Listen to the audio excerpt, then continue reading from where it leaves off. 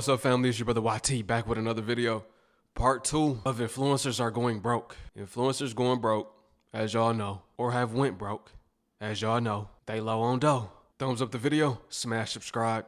Let's get into it. Influencers who, like, they'll have 1 million followers and they think they're the shit and they're so broke.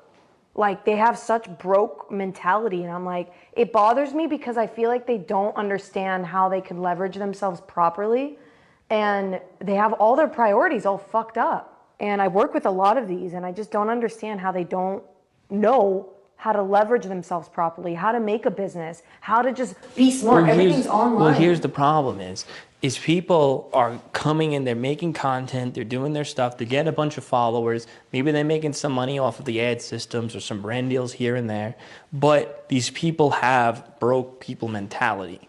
If the nicest of terms to put it is that they never learned how to actually make money. They never learned what to do with their money. They don't. It's like people who win the lottery. They win the lottery, get a bunch of money, and almost all of them go broke again because they're not good with money. Financial literacy, just like athletes, within 3 to 5 years of them leaving the league, most of them go broke or lose most of the money that they had. If you just throw some money at somebody who never learned anything about financial literacy, then they won't be financially literate just because you threw money at them. You see what I'm saying? So a lot of these people get fame.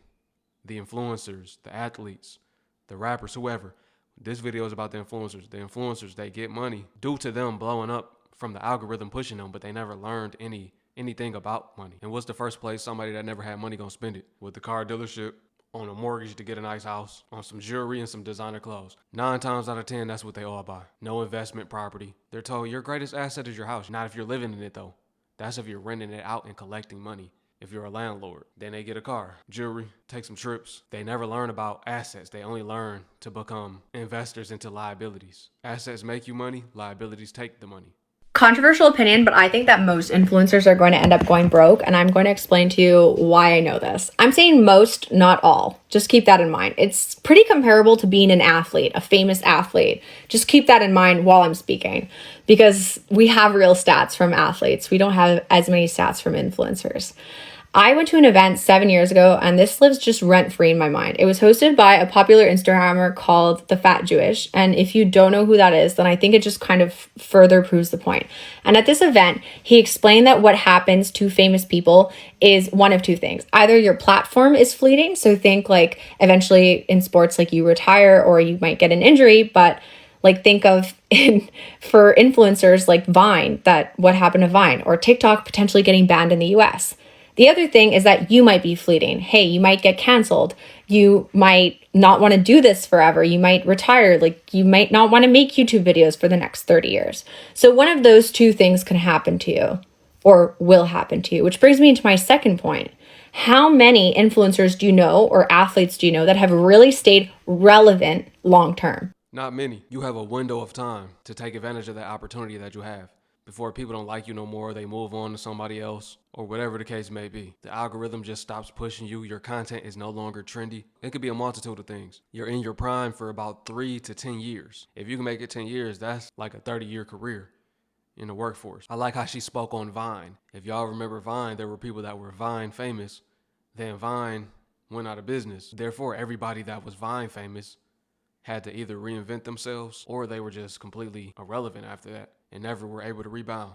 Most of them never rebounded. There are very few that were able to, transfer over to another social media platform and go viral there. Most people are just known and viral on one platform. They don't know how to monetize all platforms and build a following on all platforms most of the times.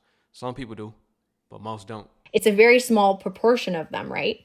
If you think of someone like in athletics that's still famous, they're probably doing something to keep themselves relevant. Like if we think of Shaq went and did like 1 billion different things to stay relevant. But that's not every athlete that you can think of. That's not every person that's ever been on a sports team. It's a very small number. And that's why I say I think most influencers will go broke. It ties into my third point. What did Shaq do differently that kept him relevant versus any other athlete? And how you as an influencer can do something different. The Fat Jewish at this event spoke about how it was so important to build other streams of income because he knew he wouldn't stay relevant forever, whether it was because of the platform shutting down or him just not wanting to do it. He built all these different income streams, which is something that Shaq did as well. Yeah. Shaq owns like a bunch of restaurants and does all kinds of different things to keep that income coming. Shaq is invested in over, I think it's 300 different companies.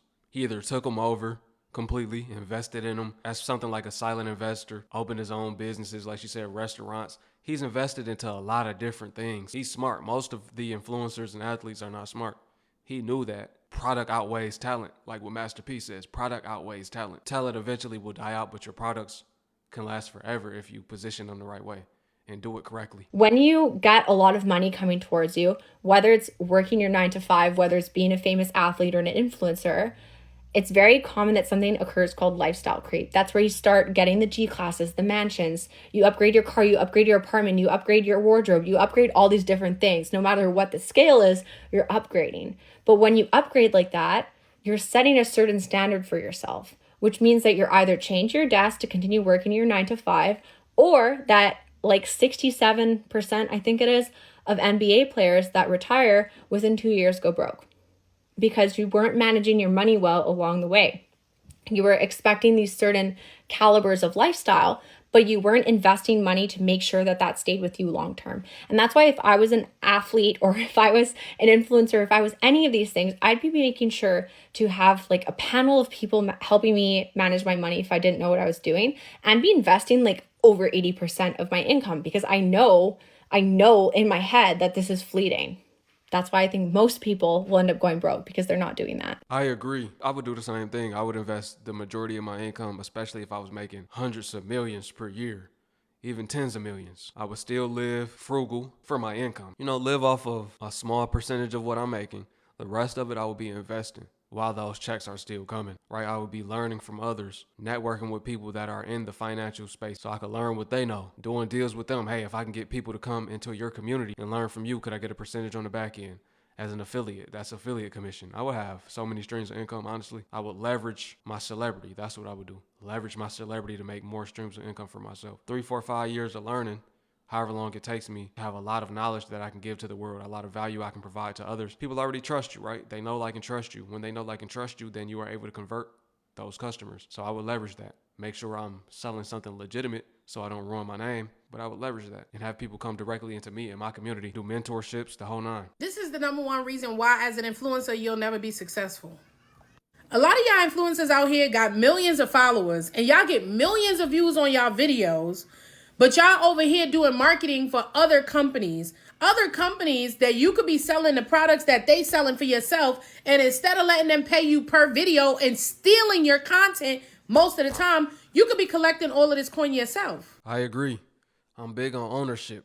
I've always been big on ownership and making my own businesses, especially in the e-commerce space, instead of getting a portion of the profits. A lot of people reach out to me on a daily basis, asking me to promote their products. I'm not doing it. So imagine a big influencer. They're the ones accepting those deals. And a lot of the times they're scams. People that are reaching out to them for promos are scamming their fans. That's the crazy part. And I'm not about to do nothing like that. But if you have a legitimate company, then, like I said, if people know, like, and trust you, then you can sell to them. It's easy for you to convert. There are some influencers that do that. Some influencers and some YouTubers that do that. And they are successful. They don't even need a marketing budget because people already know them. They already watch them daily. They might come out with a skincare product or a clothing brand or a cosmetic line, and it's successful. I think the best thing is ownership, me personally. I see way too many influencers talking about how they got millions of views, millions of followers, but they don't make no money from social media. And that, my friend, is because you're doing it all wrong. For instance, let's just say you're a wig influencer right now, and you posting videos for, I'm not going to name a company, but you posting videos for these wig companies. And they over here getting thousands, hundreds of thousands of dollars on your back. You could start your own wig company. You don't have to spend a lot of money up front to start the wig company. You don't have to buy a whole bunch of wigs up front. You don't have to pay for no inventory. Customer comes to your website, buy a wig, and then you go to the vendor's website and pay for the wig on demand, one by one. It's called direct e-commerce. Instead of you letting them pay you $500, $50, $1,000, whatever they paying you per video, you could be getting paid per sale. If you selling If you do one video and you getting millions of views on that video and you selling 10,000 wigs per video for them, you could be selling 10,000 wigs per video for you. Even if you only making $20 per sale off of each wig, and you sold 10,000 wigs, that's $200,000. These people know your worth, but you don't know your worth. And that's why y'all not successful. I'm here to help y'all because let me tell you something. I got over 500,000 followers and I get to this bag. And what I know is you don't need the followers to get to it. But if you have the followers and you have the views, boy, oh boy, are you sitting on some coin and you don't even realize it. So many people wish they would be in a position that you're in, and you're in that position and you don't even know how to use it. Let me tell you how to get to this coin. It doesn't matter if you a fitness influencer. It doesn't matter if you a wig influencer, a makeup influencer, whatever you are. If you are sending people to somebody else's website to purchase something, then you are leaving a lot of money on the table. Let me help you fix that. And it doesn't even cost a lot of money for you to get this business started. And as an influencer, I'm pretty sure you got some kind of money to invest into this business. And if you want to scale that business to be getting those hundreds of thousands of dollars that they making off your back, then I'm gonna need to see you over there in my direct e-commerce live class. Send me a DM, send me an email, or come join me on live. Now let's get to this goal, baby. Bye. You see how she just did that? I was going to cut her off because I'm like, it's like she's trying to sell something. But I'm using this as an example. She says she got like 500,000 followers, but you see how she has a product or service to sell. It's that simple. Make one quick video and lead people to your webinar. You can have an automated webinar where you're just generating sales consistently each and every single hour. All you have to do is send traffic to that funnel. You can tell when an influencer's money ain't hitting the way it used to, or the checks is not rolling in. I'm not saying that they're broke, but the input is, getting very close to the output. Okay, they need some money quick. Because do y'all remember the OG YouTuber Nicole Guerrero? She was a beauty guru, over 1 million subscribers on YouTube. All her videos did numbers. Like, she had collabs with, the high-end makeup brands that would sell out. Everybody loved this makeup guru, right? I started to turn a little side eye at her because she's a beauty guru and she did a collaboration with the Army. I didn't even know that armies collaborated with influencers, let alone a beauty influencer, somebody who sits and does makeup, right? But yeah, she did a collaboration with the Army, to encourage people to join the Army. Very weird and not on brand, very off brand for her. Right. But, when the money is funny and the change is strange, you do crazy stuff. I feel like a lot of OG, content creators and influencers, they've fallen off because they refuse to, adapt with all the new social medias coming out. They just think that their name will carry them forever, and it just doesn't. And so now she's come out with a, her own line, her own company, where she's selling a single candle for $60. Now you're competing with brands like Bath and Body Works. You have no other products, just the one candle for $60. Okay, you're not consistent. Like, you used to post hella vlogs. You're not even consistent on social media anymore.